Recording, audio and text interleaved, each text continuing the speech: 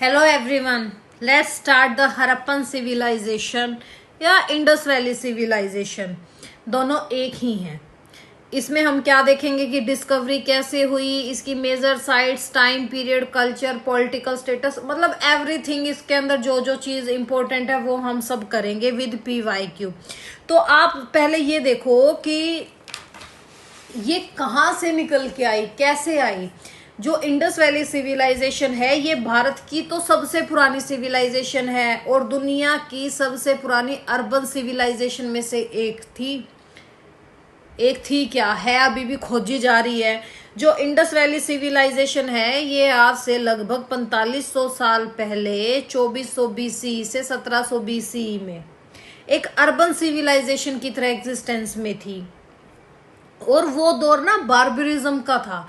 जब दुनिया बार्बरिज्म के दौर से गुजर रही थी, इंडस वैली सिविलाइजेशन पनप चुकी थी, वो कंप्लीट कल्चर्ड थी। और ये हमें जो इसका मिलना है ये हमारे कॉलोनियल नरेटिव कल्चर को जानने में बहुत हेल्प कर रहा है कि ये उस कल्चर को बताता है कि जब वेस्ट कल्चर के लोग हमें आके ये बता रहे थे कि ईस्ट कल्चर कभी सिविलाइज्ड ही नहीं था, और जो ब्रिटिशर्स ने 200 साल तक हम पे रूल्स फॉलो किए और हमें क्या कह रहे कि मोरली जस्टिफाई करते रहे हम लोगों को कि हम तुम्हें सिविलाइज्ड करने आए हैं। तो ये जो खोज हुई, जो ये साइट मिली, ये सिविलाइजेशन मिली, ये उनके मुंह पे करारा तमाचा था। क्यों? क्योंकि वहीं से तो ये व्हाइट मैन बर्डन की थ्योरी आई थी कि सबसे पहले तो वेस्ट कल्चर ही था, वेस्ट सिविलाइज थे, ईस्ट तो कुछ नहीं था। ऐसे ऐसे लेकिन चलता रहा। लेकिन जब अलेक्जेंडर कनिंघम, जो उस time archaeological survey of India के महानिर्देशक थे, उन्होंने वो है ना बहुत मेजर साइट्स पे काम कर रहे थे, जैसे महाबोधि टेम्पल पे, सारनाथ टेम्पल पे, सांची स्तूप पे। तो उस टाइम में ना एविडेंस तो मिल रहे थे, लेकिन उन्होंने इतना ध्यान नहीं दिया। उन्होंने सोचा ये इम्पोर्टेंट नहीं, या इम्पोर्टेंट था तो वो इस चीज को दबाना चाहते थे कि भाई दबे रहो, पक्की ईंटें अगर इनको पता चल गया कि ये ऑलरेडी सिविलाइज्ड है तो ये तुम्हें कहाँ जीने देंगे। तो ये अपनी थ्योरी पे काम कर रहे थे। अब इनकी सोच इन्हीं तक थी, हमें नहीं पता। लेकिन ऐसे ऐसे जब 1921 में इंडियन आर्कियोलॉजिस्ट दयाराम साहनी अपने काम पे लगे रहे तो उन्होंने एक ऐसी खोज निकाली जिसने पूरे वर्ल्ड के इतिहासकारों में हड़कंप मचा दिया कि एक अर्बन सिविलाइजेशन निकल के आ रही है। एक अर्बन सिविलाइजेशन की साइट को खोज दिया। तो ऐसे इसकी खोज हुई थी 1921 में दयाराम साहनी के थ्रू। अब देखो ये क्या था, हैरान क्यों हुए इतिहासकार कि ये अपने टाइम की वेल प्लान्ड अर्बन सिविलाइजेशन थी, जिस पे आज का आपका चंडीगढ़ सिटी बेस है। जैसे चंडीगढ़ सिटी जैसे बसी हुई है, एज इट इज एविडेंस मिले हमें। अब हम इसके ना बेसिक फीचर्स की बात करते हैं। इसके बेसिक फीचर्स क्या हैं? इसका जो टाइटल है वो जॉन मार्शल ने दिया था, लेकिन इसे हड़प्पन सिविलाइजेशन भी बोला जाता है क्योंकि हड़प्पा सिटी पहली सिटी थी जो खोजी गई थी इंडस वैली सिविलाइजेशन में। और जॉन मार्शल ने इसका जो टाइटल है वो जॉन मार्शल ने क्यों दिया? क्योंकि उस टाइम जो भारतीय पुरातत्व सर्वेक्षण विभाग के महानिर्देशक थे वो जॉन मार्शल थे, और जॉन मार्शल के अंडर ही दयाराम साहनी काम कर रहे थे। जो इंडस वैली सिविलाइजेशन है ये उस टाइम की मेसोपोटामिया, आपकी एशियंट इजिप्ट, चाइनीज सिविलाइजेशन इसके कंटेम्परेरी थी, ऐसा माना जाता है। माना क्या जाता है, ऐसे एविडेंस भी मिले कि जो मेसोपोटामिया सभ्यता थी इसके साथ इंडस वैली सिविलाइजेशन के मार्केटिंग ट्रांसपोर्ट का काम चलता था, क्योंकि वहां पे ऐसी मोहरें मिली हैं जो इंडस वैली सिविलाइजेशन की थी। ऐसे एविडेंस मिले हैं। इंडस वैली की जो साइट्स हैं वो एग्रीकल्चर सरप्लस पर बेस्ड अर्बन टाउन्स थे। यहाँ की जो इकोनॉमिक थी ना इंडस वैली सिविलाइजेशन की, वो मार्केटिंग इनकम थी, मार्केटिंग इनकम पे बेस्ड थी। उस टाइम पे भी एक्सपोर्ट इंपोर्ट का काम चलता था सी और लैंड के थ्रू।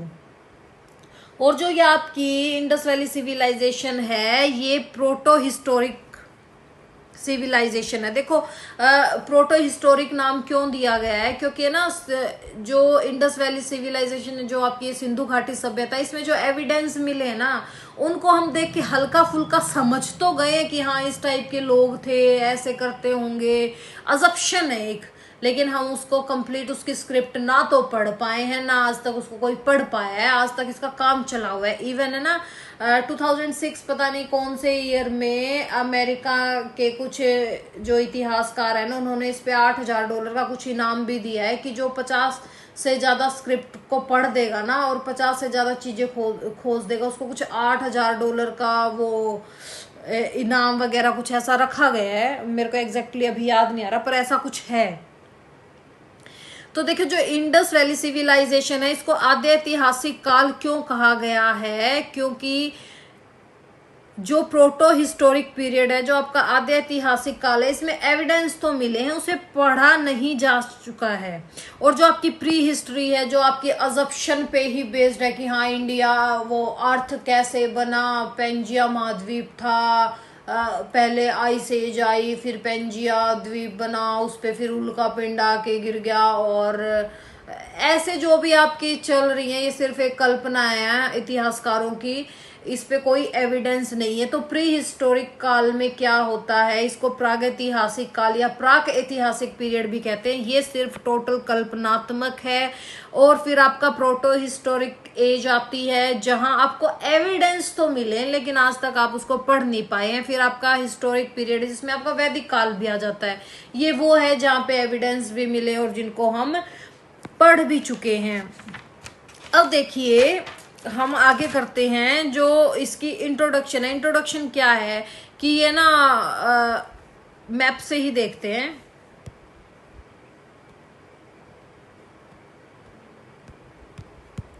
ये आपका मैप है, देखो ये जो एरिया है, ये आपको जो एरिया दिख रहा है, ये आपका इंडस वैली एरिया है, ठीक है। और ये अभी और भी बढ़ता ही जा रहा है, जैसे यहाँ ये यूपी में आलमगीरपुर मिला है इसका, आपका यहाँ सूतकांगेडोर है, यहाँ सूरतगोई है, मुंडी घाक है अफगानिस्तान में, आपका महाराष्ट्र में आलमगीरपुर है, और अभी और भी खोजें जारी हैं।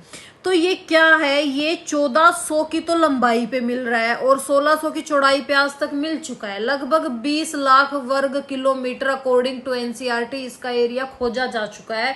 बट अगर इसकी एग्जैक्टली मेजरमेंट करें तो 22 लाख वर्ग किलोमीटर के आसपास है।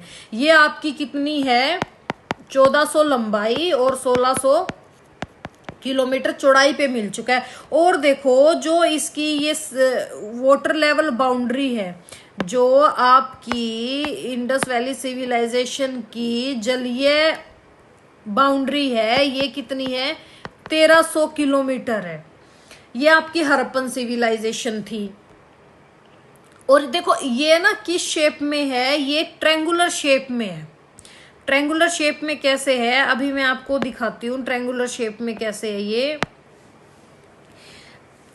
ये आपकी सूतकांगेडोर है, जो आपके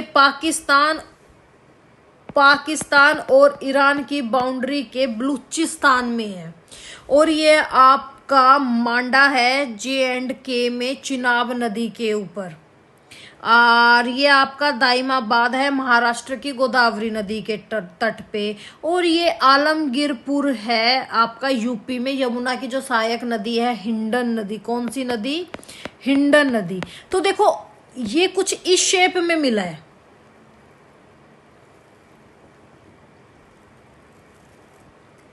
तो ये आपको शेप कैसी दिख रही है, ट्रायंगुलर शेप में है। तो इंडस वैली सिविलाइजेशन की शेप कैसी है, ट्रायंगुलर शेप है। कैसी शेप है, ट्रायंगुलर शेप है। और ये इंडिया के किस एरिया में, देखो ये इंडिया के किस एरिया में है।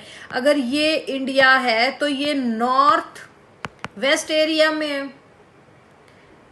आपकी इंडस वैली सिविलाइजेशन कहाँ है, नॉर्थ वेस्ट एरिया में। तो वही चीज है कि ये उत्तर पश्चिम भारत में त्रिभुज के आकार के क्षेत्र में विस्तृत है। इसका एरिया कितना है, 20 लाख वर्ग किलोमीटर अकॉर्डिंग टू एनसीईआरटी। किस शेप में है, ट्रायंगुलर में। नॉर्थ पॉइंट कौन सा है, मांडा। जो चिनाब नदी के तट पे स्थित है। और इस ईस्ट में क्या है, आलमगीरपुर है जो यमुना नदी की सहायक नदी है, हिंडन नदी उसके तट पे है, सूतकांगेडोर जो दाशक नदी के तट पे है, जो बलूचिस्तान में, जो ईरान और पाकिस्तान की बाउंड्री पे है। और वैसे जो नॉर्थ ईस्ट पॉइंट है इसका, वो नॉर्थ ईस्ट पॉइंट आप अफगानिस्तान के सूरतगोई और मुंडीकाक। लेकिन जो सूरतगोई और मुंडीकाक है, आप यहाँ पे देखो ये क्या है, ये सूरतगोई है और यहाँ पे आपका कहीं मुंडीकाक है। ये नॉर्थ वेस्ट में है और हम बात किसकी कर रहे हैं, नॉर्थ की। तो नॉर्थ में आपका क्या है, मांडा, आपका वेस्ट में क्या है, सूतकांगेडोर, आपका ईस्ट में क्या है, आलमगीरपुर, आपका साउथ में क्या है, दाइमाबाद। इन पॉइंट्स को अच्छे से याद करना क्योंकि मैच ऑफ द फॉलोइंग में क्वेश्चन बार बार में रिपीट होता है। और इसकी लेंथ कितनी है, 1400, और इसकी ब्रेथ कितनी है, 1600। जब इसका आप एरिया मेजर करते हो, ट्रायंगल का फॉर्मूला अप्लाई करते हो, तो near about 22 lakh square kilometre ऐसा कुछ एरिया निकलता है। इसका टाइम पीरियड क्या है, 2600 BCE से 2400, या तो इसको 2600 कुछ बुक्स में दिया हुआ है, वैसे एनसीईआरटी इसको 2400 से 1700 ईसा पूर्व के बीच में मानती है। और ये ना रेडियो कार्बन C14 से इसकी एज का पता चल पाया है। C14 एज के कार्बन जो C14 है, ये है क्या, ये अमेरिका के एक रसायन शास्त्री थे जिनका नाम एक सेकेंड मुझे याद नहीं आ रहा उनका नाम क्या था। हाँ, उनका नाम था VF लीवी के द्वारा 1946 में खोजा गया था। ये पद्धति क्या है, जिसमें कार्बन 14 की मात्रा जितनी कम होगी वो उतनी प्राचीन होती है। तो उसके अकॉर्डिंग टाइम पीरियड 2400 से 1700 ईसा पूर्व निकाला गया। जो सिंधु घाटी सभ्यता थी उसकी जो वाटर बाउंड्री लाइन थी वो मैंने आपको भी बताई है कि 1300 किलोमीटर के आसपास है। और उसकी मेजर साइट्स क्या क्या है, हड़प्पा है जो आपकी रावी नदी के पास है, ये हड़प्पा सिविलाइजेशन आ गया। यहाँ आपका मोहनजोदारो आ गया, गुजरात में आपका लोथल, रंगपुर, और ये चीज आ गई, लोथल आ गया, रंगपुर आ गया, सूतकांगेडोर आ गया, सूतकांगेडोर नहीं आपका कालीबंगन, चहुंदड़ो, कोट दीजी, आपका रोपड़ फिर पंजाब में आ गया, कालीबंगन आ गया, राखी गढ़ी, बनावली आपके हरियाणा में आ गई। ये क्या थी इसकी, ये इसकी मेजर साइट्स हैं। ये सब क्या है, इसकी मेजर साइट्स हैं, हड़प्पा, मोहनजोदड़ो, चहुंदड़ो, कालीबंगन, रंगपुर, रोपड़, लोथल एंड एक्सेट्रा। जो सिंधु घाटी सभ्यता है, अब ये देखो कहाँ कहाँ है अकॉर्डिंग टू मैप। अभी आपने मैप देखा है, मैं आपको दोबारा दिखा देती हूँ क्योंकि मैप ही बहुत इंपॉर्टेंट है। आपका जम्मू कश्मीर, हरियाणा, पंजाब, राजस्थान, गुजरात, महाराष्ट्र, अफगानिस्तान, बलूचिस्तान और आपका पाकिस्तान, इन एरिया में हड़प्पा सिविलाइजेशन मिली है। और हड़प्पा सिविलाइजेशन की हड़प्पा के बाद 1500 से भी ज्यादा साइट्स मिल चुकी हैं, जिसमें से आपकी 500 पाकिस्तान में है और 1000 इंडिया में मिल चुकी हैं और 2 आपकी अफगानिस्तान में मिल चुकी हैं। ये क्या थी, ये आपकी इंट्रोडक्शन चल रही है। आगे जो इसका एलाबोरेशन है वो नेक्स्ट लेक्चर में करेंगे। तो देखिए वही चीज है, ये आपके east west north south point है, इसका टाइम पीरियड है, इसकी मेजर साइट्स आपको होगी है। सिंधु घाटी सभ्यता का पहला खोजा जाने वाला स्थान कौन सा है, हड़प्पा। कब खोजा गया था, 1921 में। किसने, दयाराम साहनी ने। किसके निर्देशन पे, जॉन मार्शल। और जॉन मार्शल उस टाइम भारतीय पुरातत्व सर्वेक्षण विभाग के महानिर्देशक थे, लॉर्ड कर्जन के टाइम पे। हड़प्पा के बाद लगभग 1500 और स्थान खोजे जा चुके हैं। अभी हम कर चुके रेडियो कार्बन C14 जैसी नवीन विश्लेषण पद्धतियों के द्वारा सिंधु सभ्यता की तिथि खोजी गई थी। इसके नाम देखो हड़प्पा सभ्यता क्यों रखा गया, क्योंकि ये फर्स्ट साइट थी जो खोजी गई थी 1921 में। ये मैं बार बार रिपीट क्यों कर रही हूँ, ताकि आपके माइंड में फिट हो जाए। इसको सिंधु घाटी सभ्यता भी इसलिए बोला गया क्योंकि इंडस रिवर के आसपास मिली हैं साइट्स। प्रथम नगरीय क्रांति क्यों बोला गया, क्योंकि फर्स्ट अर्बन सिविलाइजेशन मिली थी। कांस्य युगीन सभ्यता क्यों बोला गया? क्योंकि इसमें सबसे ज्यादा, वैसे तो बहुत धातुएं मिली है लेकिन सबसे ज्यादा कांसा मिला, यानी कि इसमें सबसे ज्यादा क्या मिला? आपका कांसा। और सरस्वती सभ्यता इसको क्यों बोला गया है? क्योंकि सरस्वती रिवर के जो अब लुप्त हो चुकी है, जिसको घग्गर रिवर के नाम से भी जाना जाता है, उसके भी आसपास इसकी खोजें, मतलब इसकी साइट्स ऐसी मिली हैं जो सिमिलर टू इंडस वैली की थी, तो इसलिए सरस्वती सभ्यता भी इसको बोला गया है। इस सभ्यता में मुख्यतः अकॉर्डिंग टू जो आपके जो इतिहासकार है, उन्होंने कहा है कि इसके निवासी द्रविड़ और भूमध्य सागरीय थे। हमें अब तक कोई एविडेंस नहीं मिला कि कौन थे कौन नहीं, बस माना जाता है कि द्रविड़ और भूमध्य सागरीय निवासी थे। सिंधु सभ्यता में कई धातुओं से परिचित हुए, लेकिन कांसा धातु प्रमुख थी, इसलिए इसको कांस्य युग भी कहा गया। और हिलिर एक इतिहासकार थे, उन्होंने हड़प्पा को सुमेरियन सभ्यता का उपनिवेश कहा। उपनिवेश क्यों बोला गया? सुमेरियन सिविलाइजेशन वर्ल्ड की सबसे पुरानी सिविलाइजेशन थी, 3500 के आसपास थी, 3500 ईसा पूर्व के आसपास की थी। यहाँ पे कुछ ऐसी मोहरें मिली हैं जो इंडस वैली सिविलाइजेशन की मोहर की मिलती जुलती, यानी कि ये एविडेंस मिलते हैं कि जिससे लगता है कि कुछ मार्केटिंग का इन दोनों के बीच में काम होता था, व्यापारिक संबंध थे। और जो सुमेरियन में एक इनका वृषभ, जो जिसको ये मानते थे वृषभ देवता कुछ, उसकी जो मूर्ति है वो 99% मोहनजोदारो में जो एक स्टैचू मिला था उससे 99% मिलता जुलता है, इसलिए ऐसा माना जाता है कि ये उसके भी समकालीन थी, पर इतने स्ट्रॉन्ग एविडेंस नहीं थे। सो आपको इंट्रोडक्शन कैसी लगी? लाइक एंड कमेंट करके जरूर बताएं। अगर अच्छी लगी तो सब्सक्राइब भी करें। थैंक यू, मिलते हैं नेक्स्ट वीडियो में।